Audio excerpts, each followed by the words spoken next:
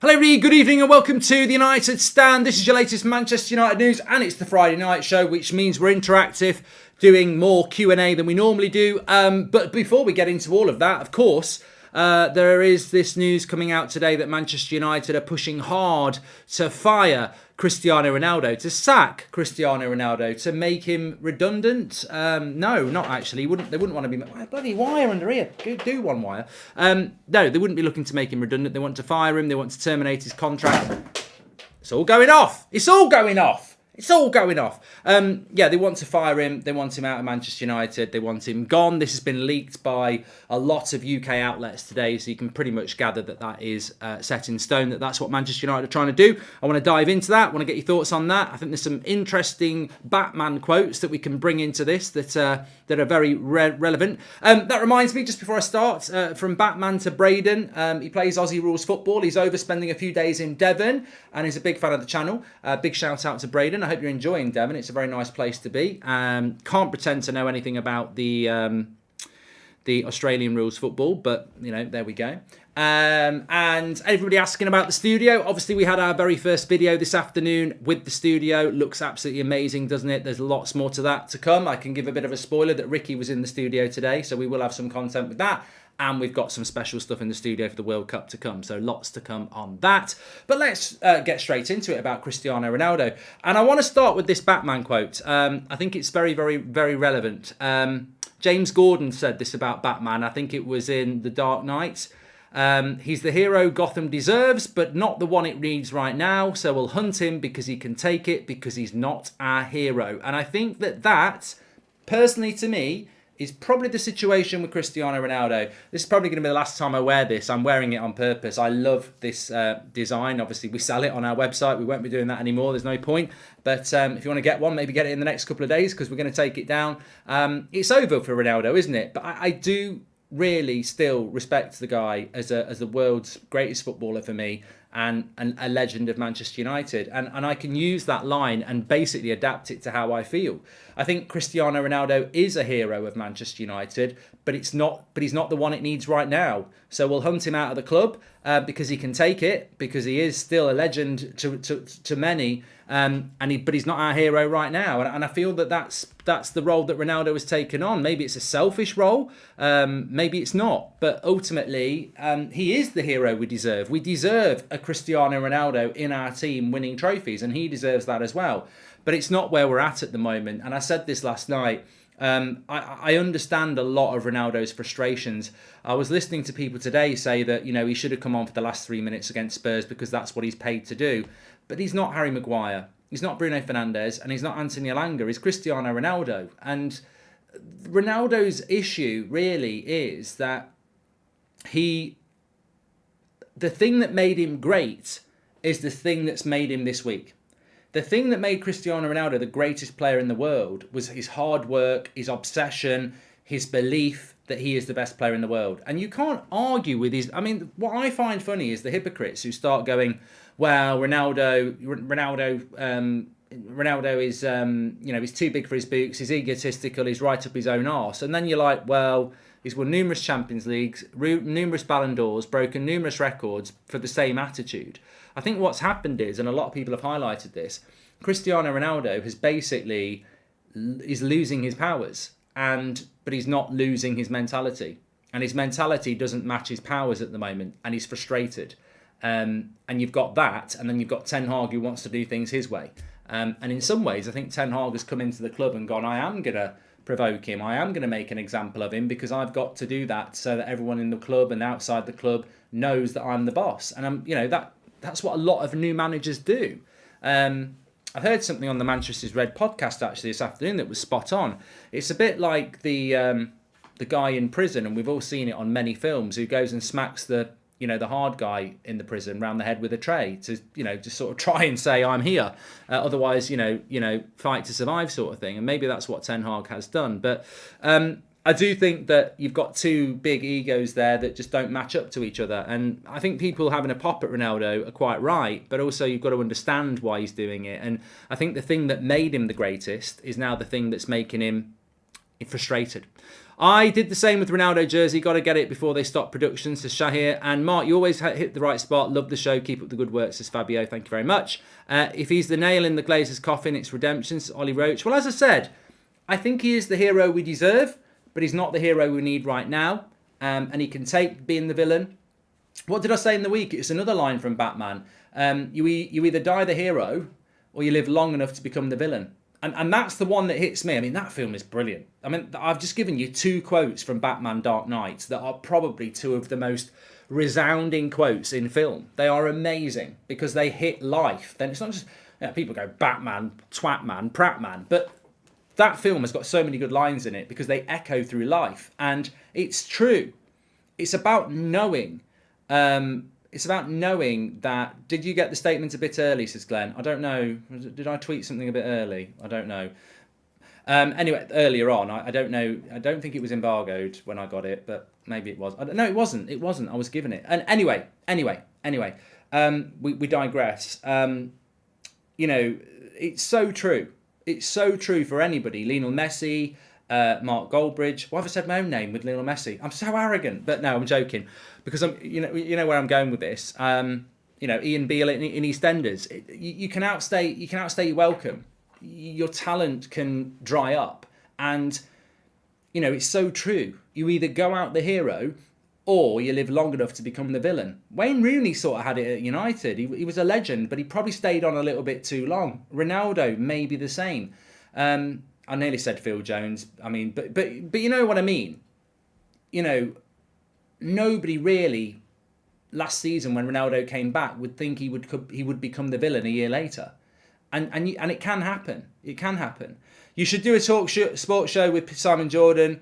You eviscerated Piers Morgan today, says Sean. I did see clips of it, and it was basically what we said, wasn't it? Regardless of your feelings, Erik Ten Hag now has 100% control of that dressing room. Let's hope it translates into on-field performance, says Rory. Watch Ronaldo become part of a consortium to bring United back. I would love that, Alonso. I would love that because it would show genuine love for the club, wouldn't it? I mean, we'll find out how much Ronaldo loves United in the future, won't we? Because he has got the money to do something about it. I do think we need to question Erik Ten Hag a little, says Sean Turner. He's been picking favourites. Anthony didn't have a pre-season and started straight away. That was the excuse for Ronaldo not playing, says Sean. Well, look, let's get the Goldbridge traffic light system out. Green, amber and red. Too many people in modern society live in extremes, green or red, and the world is amber. And Ronaldo said a lot of things last night that will frustrate people, but he also said a lot of things that were true. Ten Hag publicly said that Ronaldo wasn't being picked because he didn't have a pre-season. Neither did Anthony, who went straight into the team for the game against Arsenal. So there are preferences there. All managers have their favourites, and what I would say to that, Sean, is, I can acknowledge that's true, and I can acknowledge Ronaldo's frustration. But on the other hand, Ten Hag has shown immense and varied and depth in his non-favouritism. He started off by saying, Harry Maguire's the captain, he's my first choice centre-back. That lasted 2 games before Maguire became his 4th choice centre-back. So Luke Shaw lost his place, McTominay's lost his place. So lots of people have. I don't think he has anywhere near the favourites that previous managers have had, like Mourinho and Ollie. Thanks for all the questions that are coming in, by the way. Unfortunately, I believe that this could be detrimental to Erik Ten Hag's authority at United. If he doesn't respond to the interview, could he be his demise, says Ivan? Well, I want to talk about that now. Hi, Mark. The new studio is sick. I'm glad you didn't leave as you played the game, says Philip. The new studio is absolutely fantastic, and our first video in the United Stand studio was this afternoon, so make sure you check it out. If you haven't, we were talking about Ronaldo's replacements, me, Beth, Charlie and Adam. Shatish, thank you and welcome to the Members Club. We're a point worse off this season than we were at this point last year. Why do you think this is, says Rodeo? I don't know. That is really weird, Rodeo. Maybe we can revisit that. Anthony had a pre-season with his own club and was playing for Ajax. Casemiro patiently waited his turn. Ten Hag started Ronaldo's second game of the season, says MUFC. Anthony didn't have a pre-season. He was injured up until the middle of July with quite a bad injury, and then he went on strike for 2 weeks in the middle of August. So he didn't have a proper pre-season, did he? Anthony was playing games for Ajax before coming, says Matthew H. Read what I've just said back. And that studio gave me goosebumps, says G's Keevan. Can I just say as well, I was a bit of an arsehole on the show this morning. I want to talk about Ronaldo being fired, and I want to talk about why it's the right thing to do. But I do want to acknowledge that I was a bit of an arsehole on the show this morning. I had and have still got a medical issue that is making me very irritable. and not myself. But what I apologise for it. I did snap this morning, and I apologise for it in the chat, and I apologise for it now live. I will do that. I am only human. I sound like Ronaldo now. That's why I'm wearing the jumper. I am only human. I had my Ronaldo storming off moment, I suppose. I've never pretended that my farts don't smell. I've never pretended that I'm better than anybody else, and I've never pretended that that I'm not human. Somebody did a comment that really sort of stoked me, which was, oh, his mask is starting to slip. My mask never slips. You just don't watch the channel. I've been doing this for 7 years. I'm actually a lot better than I used to be 5 years ago. I was a complete arsehole. That was one of the reasons people used to watch, because I would always get into arguments with the chat. I would always react to the trolls. I am way better now than I have ever been. My mask doesn't slip. You see what I am, warts and all. You see it. Because I can be moody, I can be happy, I can be a little bit drunk, I can be pragmatic, I can be biased. Maybe that's why people watch, but I'm also very honest, and I know when I've been an arsehole. I don't always know I'm an arsehole when I'm doing it, because when you're an arsehole, you don't want to acknowledge you're an arsehole.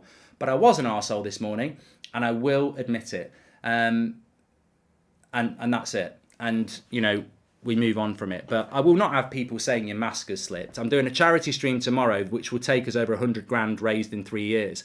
I'll probably get tired and irritable during that. I always do. I always am like that, because ultimately that's the way I stream. There are people in this industry who walk around with a smile on their face. Oh, I'm humble. Oh, I'm humbled. Oh, I'm so nice. I'm so nice. They're the biggest snakes in the industry. But you don't see that because that's not what they want you to see.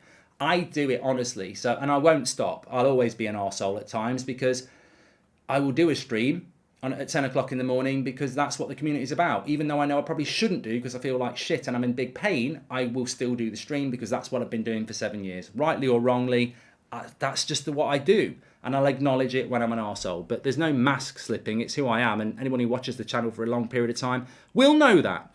Anthony played lots of games for Ajax, even though he missed pre-season, so not sure why you're labelling him as an Erik ten Hag favourite. ETH, are you going to listen to me, or are we going to keep repeating the same thing? This is not me dictating my view. I've challenged this 3 times now. Anthony was on strike for 2 weeks before he signed for United. How can he have a proper pre-season when he's sat on his arse not training with the team? Just because he's down the gym, Ronaldo was down the gym at Sporting Lisbon. That's what Ronaldo's getting at. Whether you believe it or not, you make your own opinion up. But I'm not going to agree with you on that, because I don't think Anthony did have a proper pre-season, and I don't think Anthony came into the United team raring to go. I know he scored 3 goals in the first 3 games, but I still don't think Anthony has settled yet. I still think he's adjusting. So that's all I'm saying. I watched you grow and only got better. Your honesty is what always admirable. Big up and everything, says Xander. Just because Ronaldo said things that will put him in the best light, it does not mean a lot of what he said wasn't true, says Stephen. And when players retire, you always hear them, man, if I could only play just 5 more minutes. Don't you think years after retirement he'll regret it? Spurs, says Brode. I think there's very few players that will regret. There's very few things that Ronaldo can regret. We all wish we'd played football.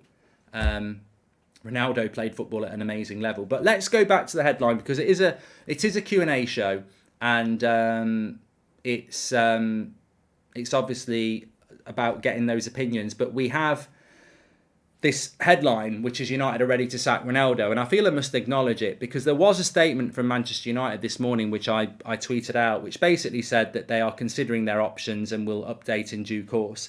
And then a lot of the media started adding to that, saying that United don't want him back at Carrington. They're even considering suing him for breach of contract. I spoke to a few people this afternoon. And first and foremost, United can't do what I wanted them to do. I want them to act quickly, and I'm sure you do as well. I think we've been laughed at and ridiculed this week. However, whatever you would believe about that interview, or whatever you disagree with, even if you agree with what he said, and we all agree with what he said about the structure and the Glazers, that's still breach of contract. That still ridicules Man United, and many of you probably be quite happy about him ridiculing United, of course. So United have to act, otherwise they look weak. And I said this morning on the morning show, they have to act quickly because otherwise they look weak. They can't act any quicker than they are, because to terminate someone's contract, they've got to make sure they can terminate someone's contract, and they've got to go through all the proper processes to do that. Ronaldo could kick up a fuss, Because if they terminate his contract, he's not getting paid between now and whoever he signs for in January. I don't know whether he can sign for anybody before January because he's a free agent, but why would anybody sign him before January anyway? Because he can't play. So Ronaldo, if we terminate his contract today, he's not getting paid anything until January, which is millions of pounds. So he's probably not going to be happy about that. So United need to be very careful about what they do, which confuses me a little bit, because if Ronaldo did that interview and didn't expect anything other than being kicked out of Man United, then why did you do it now and not the week before January? Why didn't you do it after the World Cup? Because then you wouldn't be out without your wages. I mean, Ronaldo didn't play against Fulham, but was still getting paid, and he would have got paid all through the World Cup. So maybe Ronaldo's like, I've dropped the interview, I'm not talking to you until after the World Cup, which makes Man United's situation a bit difficult, doesn't it? But I would still urge them to take action as quick as they can. Why should they sit back and let Ronaldo have a good World Cup? You know, they're his employee, and I think they should push it, and I think they're trying to. Ronaldo thinks he's some sort of hero for saying stuff about the club that everyone already knows and has already been said. He just wants a pity party, says Sean. Hi, Mark. Who do you think will be Ronaldo's replacement? Do you think United will make a move in January? Well, that's what the video this afternoon in the studio was about, Rory, and yes, I think there are options. What I would say, Rory, is that when we recorded that show, and hopefully many of you will watch it because it's our debut in the studio, when we recorded that show, Beth and I think maybe me and certainly I think it was Charlie or Adam were very pro Ivan Toney. We won't be going anywhere near Ivan Toney for the same reason we didn't go near Basuma, because Basuma had an ongoing court case, and obviously Toney's got all these charges against him for gambling. United won't go near him because of that. They just won't do it. Whether that's right or wrong, they won't.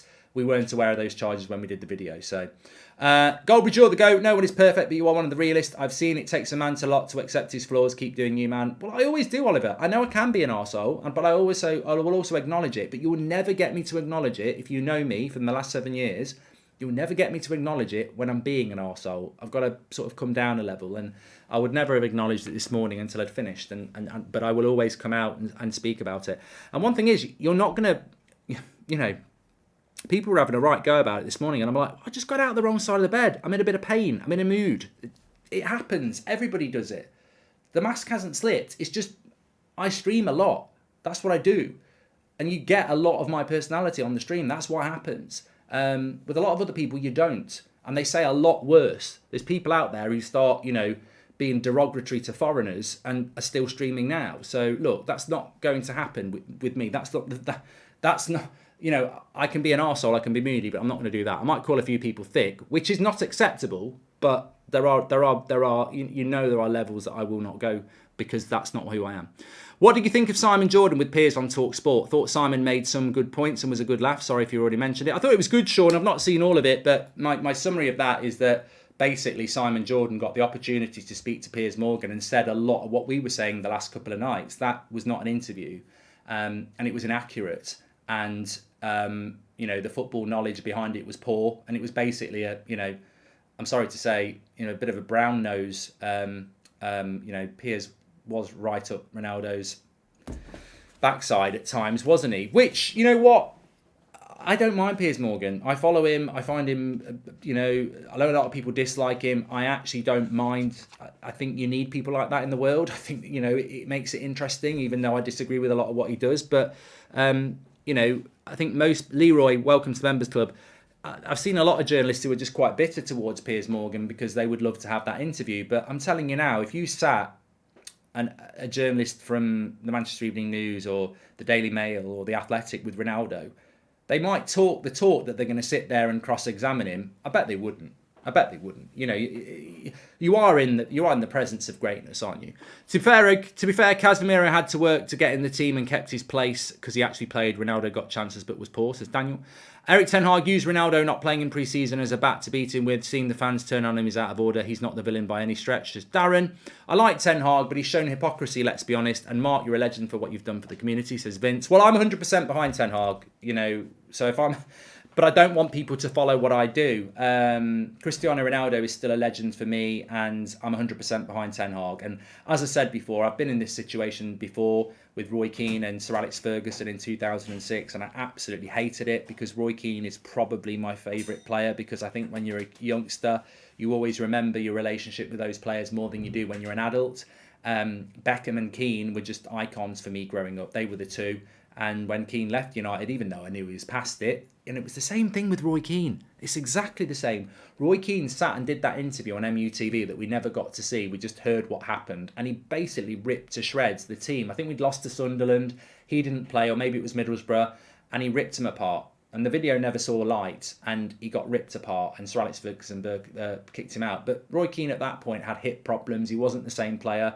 And I think maybe that's why Roy Keane is sympathetic to Ronaldo, not just the dressing room code, but he's been in that position where you are a legend of the team, and your frustrations are catching up with you because you're not in the team anymore, and you don't think everyone else around you is anywhere near what you were. And I've been in that position, and I didn't turn on Roy Keane, and some people did, and I didn't obviously stop supporting Sir Alex. I've got friends who don't like each other, and I like both of them.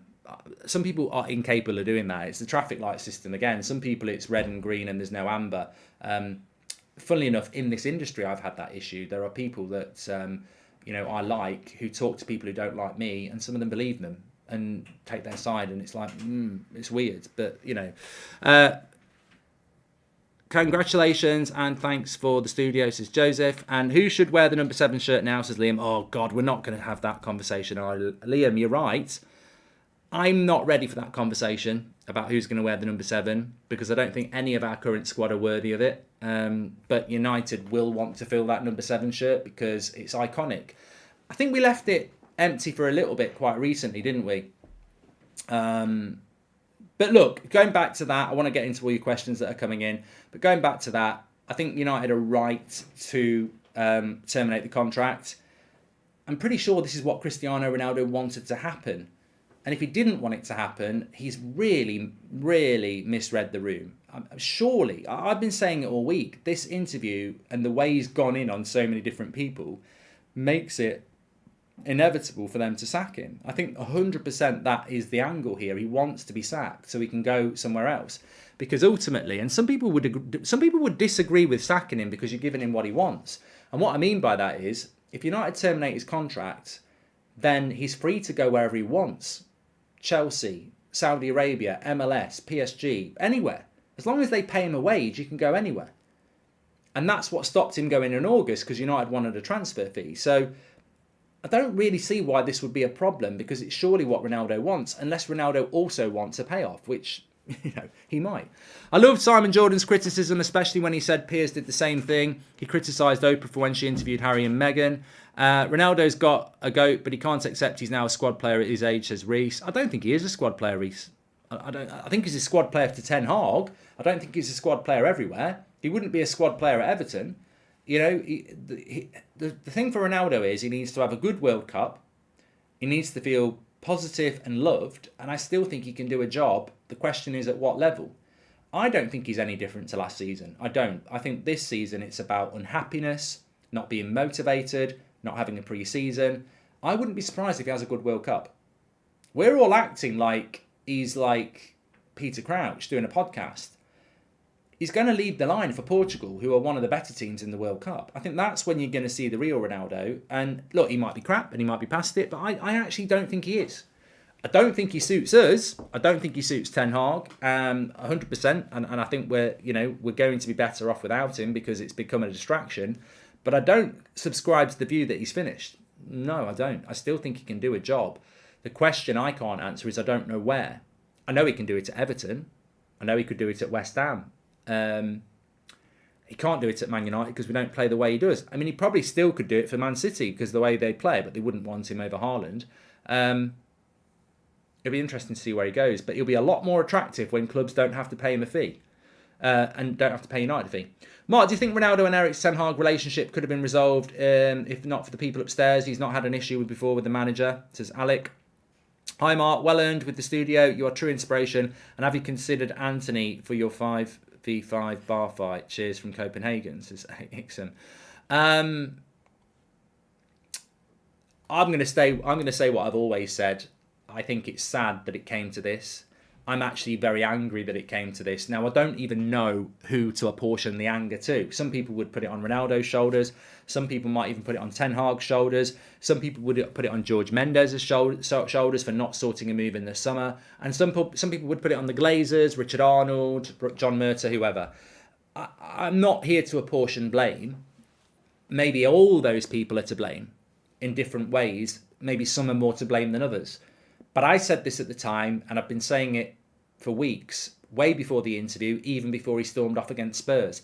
This should have been solved in August. I said it when he walked off the pitch, and I got ridiculed. When he walked off the pitch, down the tunnel, didn't come on the pitch, did he, Spurs? I blamed the Glazers, and I got absolutely ridiculed for it. And yet I'm right. I do blame the Glazers, because I blame the Glazers for everything, because the club is on its knees and has been for a very long time. So of course I blame the Glazers for anything related to Man United. You're the owner. If I go out for my meal tonight after this and, I get food poisoning from the steak, ultimately, who's at fault, the chef or the owner? Well, the owner has to take responsibility for their fucking restaurant. And the Glazers seem to palm that off, and I don't get that.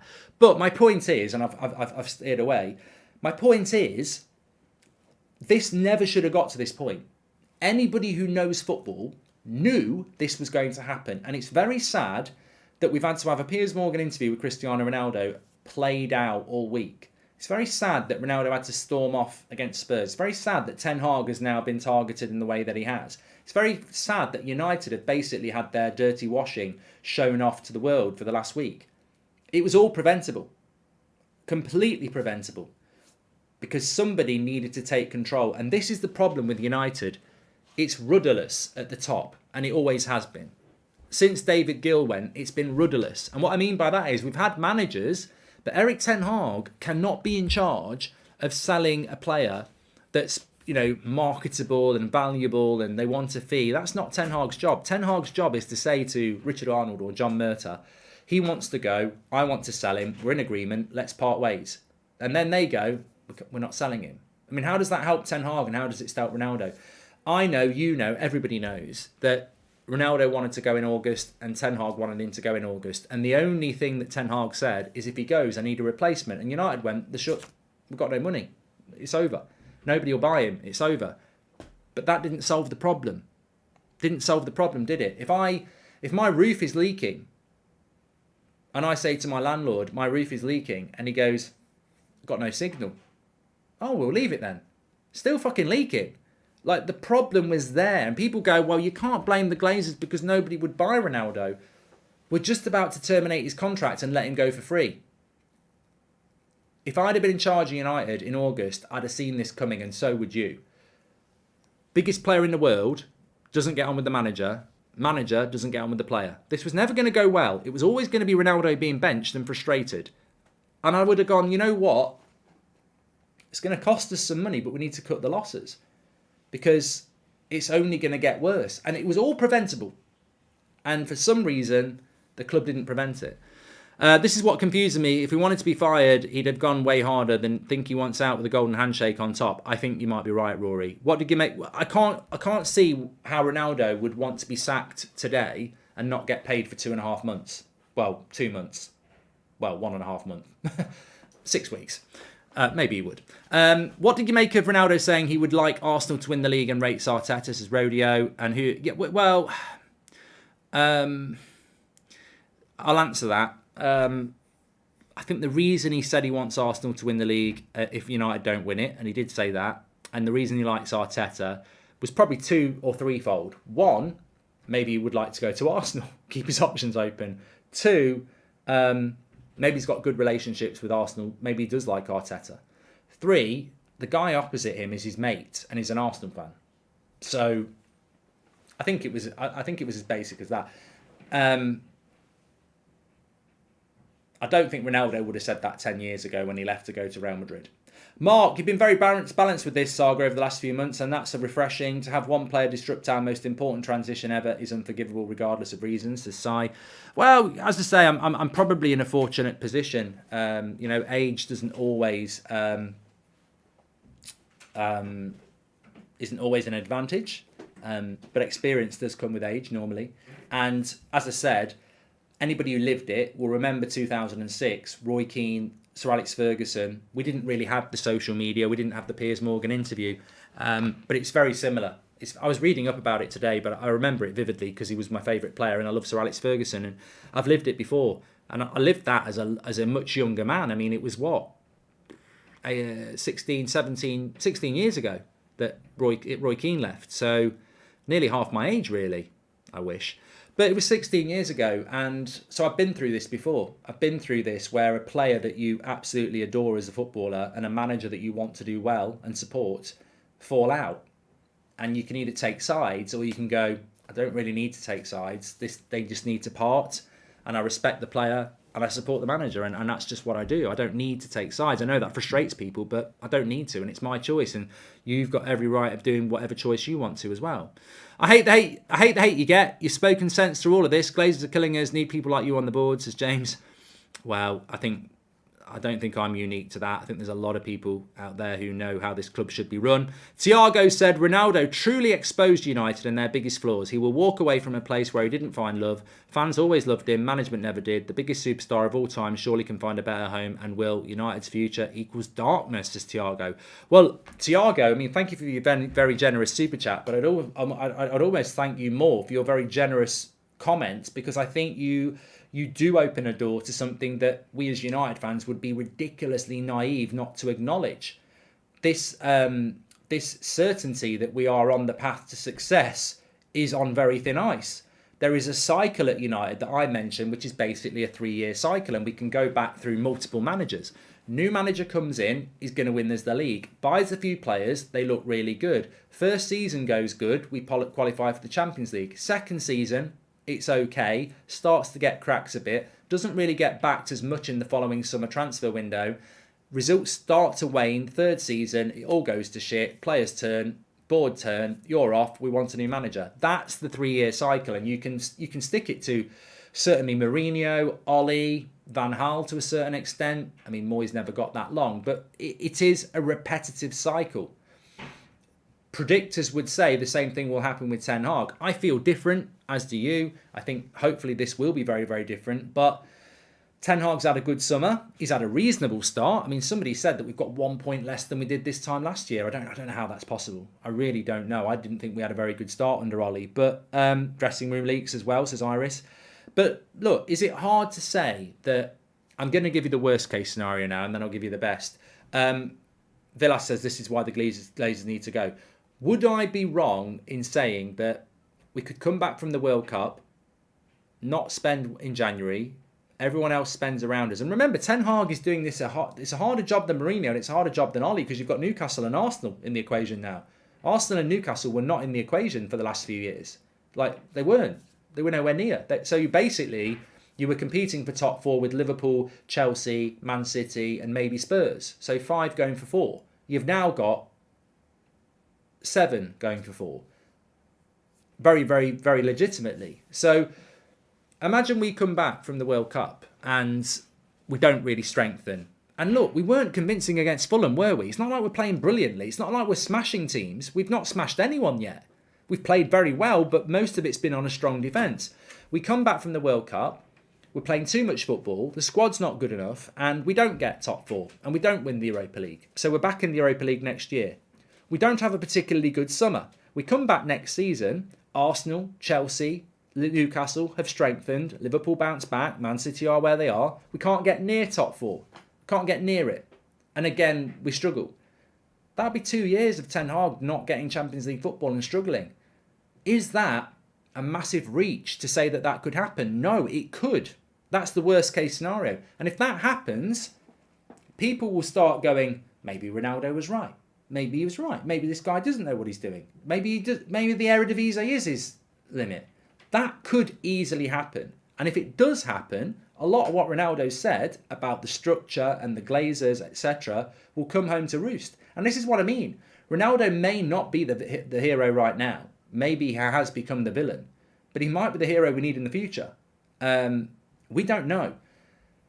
My prediction is that won't happen. My prediction is that Ten Hag is the right man to rebuild this football club. I don't think we'll get top four this year, but maybe next year we'll be more competitive. But what I will say, Ten Hag will not succeed if he doesn't get what Ronaldo said is needed, which is tear it all down, start again. And to tear it all down and start again, you need hundreds of millions of pounds, not 200 in one summer. You need to do that 3 or 4 years in a row. Will he get that? Will he get that? And we know football, and we all know the tweet that looks an idiot 1 year ago makes you look a genius in a couple of years. It's happened to Ricky. It's happened to Ricky a couple of times. What did he say? Smalling's better than Maguire, and you know these things have a way of coming around. So look, what is relevant now, and what is the right decision now might not be the right decision in the future. And look, I will put my hands up and say, when we gave Ollie the job, I was singing Ollie's at the Wheel. The video footage is there. I'm outside Old Trafford singing Ollie's at the Wheel with hundreds of other people. I wanted Ollie, biggest mistake. I wanted Ronaldo to come back, big mistake. We all make mistakes, but sometimes we get it right. Unsure if equivalent, but Keane walked away from a World Cup to highlight the incompetence of the FIA. Country split 50-50 on which side you were on. I think looking back, people realise Keane was right, says Rory C. Yeah, I mean, look, Roy Keane was a man of principle, and he had his stance, didn't he? I mean, it's one of the reasons I loved him. But I would just come back on this, and it's great on a Friday night. So keeping your questions coming in, of course. But there's a lot of people saying that Ronaldo should have said this when he first came back to the club at the start of last season. He has breached his contract. Ubdav, welcome to the Members Club. Appreciate your support, pal. He's breached his contract, and I was speaking to somebody this afternoon who explained this to me. The contract, the employee contract that any footballer signs will 100% have in it, you cannot publicly speak badly about this, and this, and they sign the contract. So if Ronaldo had scored those 2 goals against Newcastle and everyone's going Viva Ronaldo, and he'd come out and done an interview and said, I can't believe how crap this club is. Everything's the same as it was 11 years ago. I know I've just scored 2 goals and everyone's singing my name and everyone's buying my shirt and everyone's really happy and I'm really happy, but the club's a shithole. It's not changed at all. One, you're never going to do it in that scenario, are you? Because everyone's happy and you're thinking, we're going to win, we're going to win, we're going to win. But he's only just signed for United and then he's going to jeopardise breaching his contract. Like, I get 100% and I agree. He's talking about the Glazers, he's talking about the structure because he wants to leave and it's all part of the plan. But let's not pretend he could have done it 6 months ago or a year ago. I wish he could. But the reason players don't speak out against the Glazers is normally because they don't care. But also, they can't. They can't speak out against the Glazers. They can't speak about a manager. They can't do it because they're in breach of contract, which is why most of that Man United squad have got journalists and friends that they leak to because it's third party and the club don't know where it's coming from. And sometimes the club don't care because it benefits them. But you cannot, as a player, come out and say what Ronaldo said because it's breach of contract, and that's ultimately how they'll get him out. I honestly don't get why people can't see the difference between the City and Spurs games. Is the clue not in the result and how supporters react? Simple, says Glenn. No player is bigger than our club, Sir Alex Ferguson. Diva out, says Anabav. Ronaldo, as Picasso said, you have to destroy it to rebuild it. And if they start with me, for me it's not a problem. That's why he started with him, says Dreamer. Yeah, there was a comment there I just wanted to come back to. The one about no one's bigger than the club by Sir Alex Ferguson. I like that comment. I really like that comment. De Gea 10 says, I love the United stand. Thank you very much, mate. I like that comment. I love the community, even though I can be quite rude and arsehole at times. It doesn't mean I don't love you. We all shout at the people we love sometimes and we regret it. We love you, Mark, says EG. Nobody's perfect. That studio's yours, by the way. Watch that video this afternoon. It's not mine, it's yours. It's this community's, and you're going to see what I mean about that over the coming weeks and months. It is yours. You built it. If you've watched the show and supported this community, you've enabled it to get that studio and build that studio. And, anybody who doesn't agree with that is sick. I'm not being offensive with that, but you are. How can we build a studio like that if we don't have people watching and getting involved? And it's amazing. It's amazing. It's amazing. I want loads of people to come and have a look at it because it is amazing. Mark, I think Ronaldo should retire, says Rory Francis. But going back to that comment there about nobody's bigger than the club. That is the ideal. The problem with United is they've lost their way under the Glazers, where we're ridiculed. We're laughed at. I know for a fact that people laugh at United in the transfer industry. Like, other clubs think we are a joke. Agents think we're a joke. Clubs a lot smaller than United laugh at us when they're doing negotiations. Even Edwin van der Sar did it today. He was like, we didn't need to sell Anthony. We didn't want to sell Anthony. And when Man United came in for him, we just kept pushing the price up and up to a point where we didn't think they would go, and they did. When Arsenal approached about Martinez, we didn't want to sell him, and we sort of said to them, you're going to have to go really high, and then Man United came in and bought him. So we are a joke in many ways under the Glazers. So let's not pretend that we are the big Man United where nobody's bigger than us. I mean, Sporting Lisbon, Leicester City, Crystal Palace, Ajax have absolutely owned us in the transfer market in the last 3 years. So, you know, we are Manchester United and we should be bigger than anybody, but we have lost our way under the Glazers. But where we can find our way back is by improving those structures so that we don't get embarrassed like things like that. And with this Ronaldo thing, if we don't act decisively, he is bigger than us, because he's just done an interview to the world, and if we don't react decisively, terminate his contracts, then we look weak, and he is bigger than us. If he walks out of that club with a payoff, he is bigger than us. If he gets what he wants, he is bigger than us, and it's going to be very interesting, because I think Cristiano Ronaldo is a very intelligent man. I think he's got amazing people around him, and I think they will know what they want from this. And it might be as simple as, we just want you to terminate our contract so we can knock on the door of Napoli, Sporting Lisbon, PSG, whoever, and say, I'm free. Actually, I've just referenced an old British sitcom there.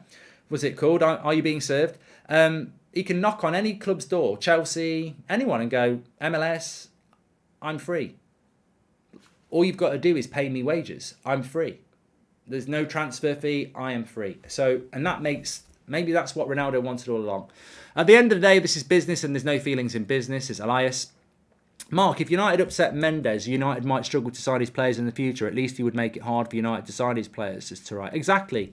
There's a lot of politics here. Loved the studio video earlier. Who do you want United to get now in January, now that the Tony allegations are out, says Matthew. I want us to buy whoever Erik ten Hag wants us to buy. Who do you want us to get in January? And I don't want to see Osman. I don't want to see Harry Kane, because you can't do that. Tony, I would dismiss now. I keep saying, I know Adam said it as well, but I think that Gakpo is the one that jumps out to me. I mean, I like Okafor at Salzburg. There are lots of players I could shout, but I've not heard has been. I've not learned has been linked to him. Hakpo, is that what Adam calls him? Hakpo. I don't know whether that's right or not, but I call him Gakpo. Every coach dreams of coaching Ronaldo. The fact that Ten Hag didn't want to work with him says something. Whatever happens next, Eric calls it on himself, says Ty. Jonathan David or Gakpo, says Dougie. Well, I think that Jonathan David is Fabrizio's. I love Fabrizio, and every time he comes on, he always mentions Jonathan David. So either he knows something about it or he wants us to do something about it. But we spoke about Donny van der Beek for a year before we got him, so who knows? I think Gakpo is the one that makes the most sense because Ten Hag wanted him in the summer. The question is, when he wanted him in the summer, did he want him as an alternative to Anthony, or did he want them both? My feeling is he wanted them both. I think he wanted Gakpo and Anthony and let Ronaldo go. That's my theory. Because Anthony and Gakpo are very, very different.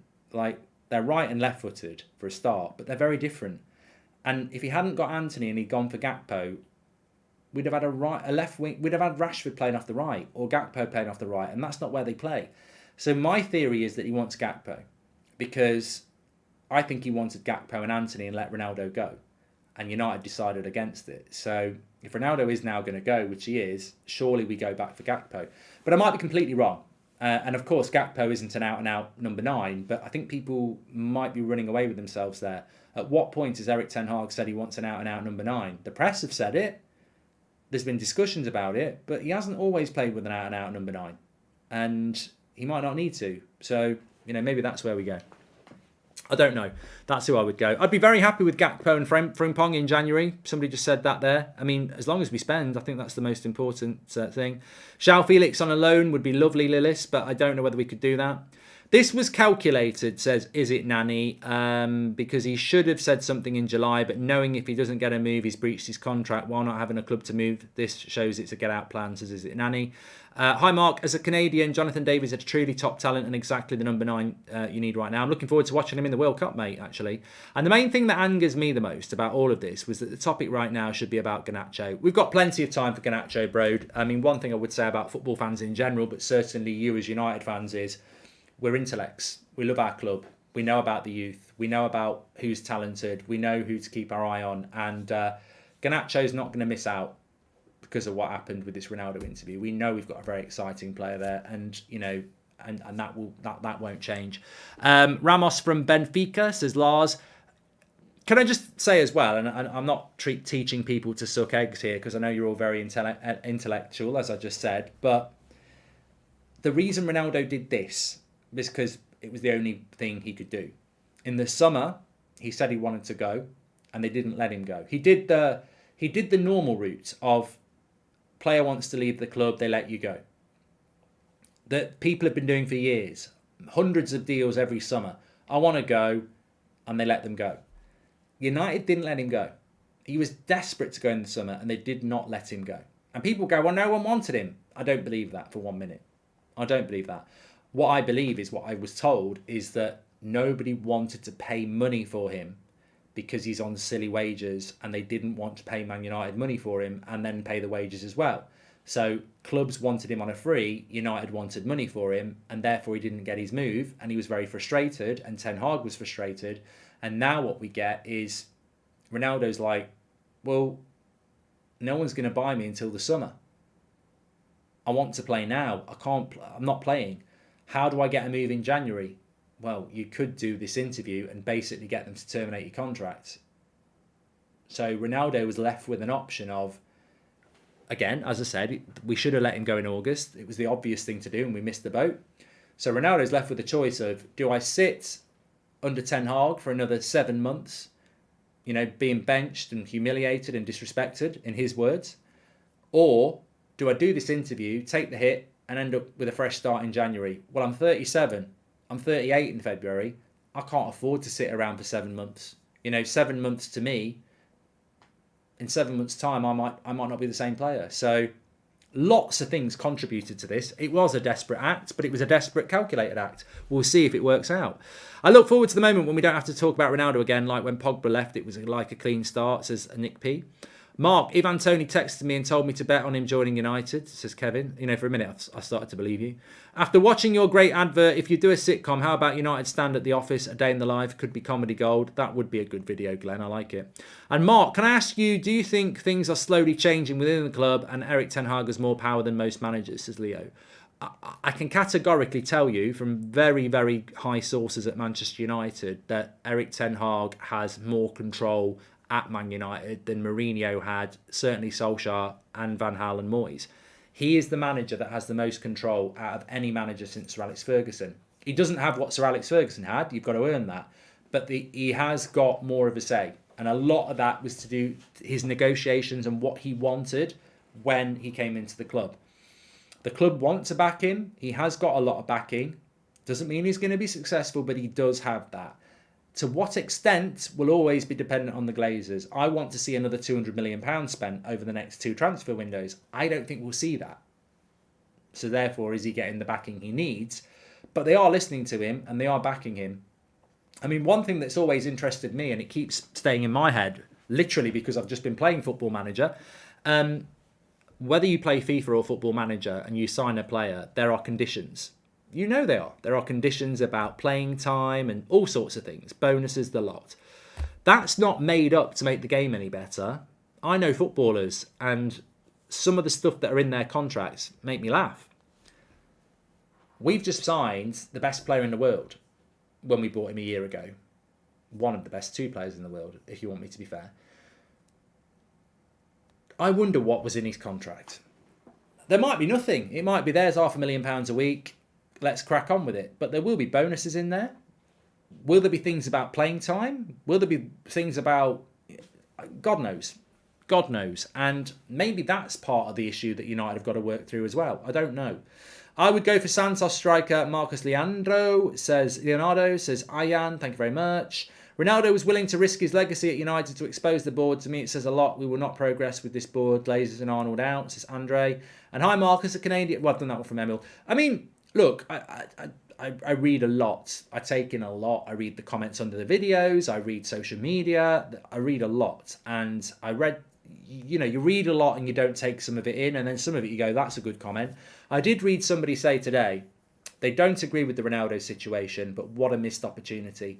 We've had protests, groups, all sorts talking about Glazers out, get the Glazers out. And we've really missed the boat with this Ronaldo thing because we've got a player telling the world how crap the structure is and how bad the Glazers are. And nobody's doing anything with it because they're all focused on getting Ronaldo out of the club. And I don't think they were saying fans should be doing something with it. But it was almost a frustration tweet. It was like, it's so frustrating because we've got all this movement to get the Glazers out. Sponsors have been targeted. Games have been cancelled. Protests have been done. Everybody knows about it. You get Cristiano Ronaldo coming out and saying the Glazers are crap for the club. And nobody can really use it because it's all about Ronaldo being sacked. So that's what they were saying. It's very frustrating because it's in one part, it's brilliant for the Glazer out movement. But then everything else dilutes it. And it is, I said that when I first saw what Ronaldo said about the Glazers. I was like, oh my God, that is a serving United player going in on the Glazers. It's massive. But unfortunately, it's got flushed down the toilet with everything else around it. So, it's just, it is what it is, isn't it? It is what it is. Common sense says, yeah, fans are too emotional over Ten Hag comments and ignoring the potential Glazer out movement getting bigger. Glazers lapping this up, it takes the spotlight off them, says David Jackson. Glazers out is going nowhere, says Michael Talbot. Drew says, I love the studio. Can't wait for more content from there. I've got some more for you tomorrow. Ricky was there today as well. So I haven't watched that content yet because I wasn't there today.